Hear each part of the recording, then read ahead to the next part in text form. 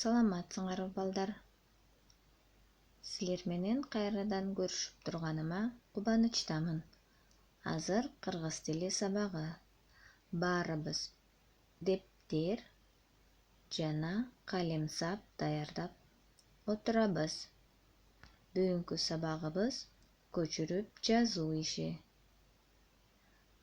К, Г, У, Ү табыштарына көңүл буруп, туура жазууга аракет кылабыз. Бул сүрөттө эмнени байкадыңар? Жылдыз, ай. Бул сүрөттөрдү колдонуп, бүгүнкү жазуу ишибизде жаза турган сөздөрдү табышыбыз керек. Эгерде силер бул сөздөрдү тапкан болсоңор, чогуу текшерели. Жылдыз бек, ай бек, айгүл. Бул сөздөр адамдардын аттары. Баш тамга менен жазабыз. Байкайбыз, бул жерде эмне деген сөздөр катылган. Айша, айыма, алтынбек. Силер тапкан сөздөр да адамдардын аттары. Баш тамга менен жазабыз. Жума, гүл, гүл, мера. Жумагүл, Гүлмира. Топчу, топчу. Бул кайсы түс балдар? Кара, гат. Топчу, карагат деген сөздү таптык. Бул жерде 5 деген санга ик деген уланыптыр.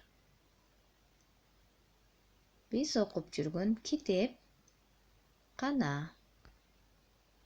Бешик, китепкана. Китеп, кап, калем, сап. Китеп, кап, калем, сап. Китеп капка биз китептерибизди салабыз, калем сап менен жазабыз, Эмненин сүрөтүн көрүп турасыңар? Каш, ык, чайнек, кашык жана чайнек деген сөздү таптык. Кашык менен тамак жейбиз, чайнекке чай демдейбиз, суу кайнатабыз, К 3 деген саны берилген, андан кийин үк. Биз көмөч деген жомокту окуганбыз. Демек, биринчи сүрөттө көмөч, тан, күчүк, көмөчтан. Балдар, жыйынтыгында биз оюн аркылуу тапкан сөздөрдү көрдүк. Булардын баарын биз туура сулуу кылып дептерибизге жазабыз. Жазып жатканда муундарга бөлүп окуйбуз.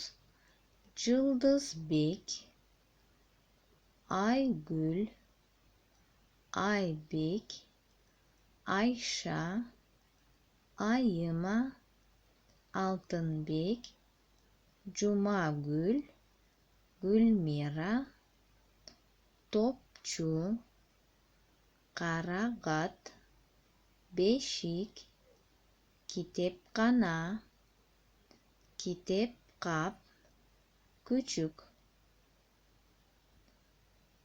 Бардык сөздөрдү үтүр коюп жазабыз дагы. Адам аттарын баш тамга менен туура жазабыз.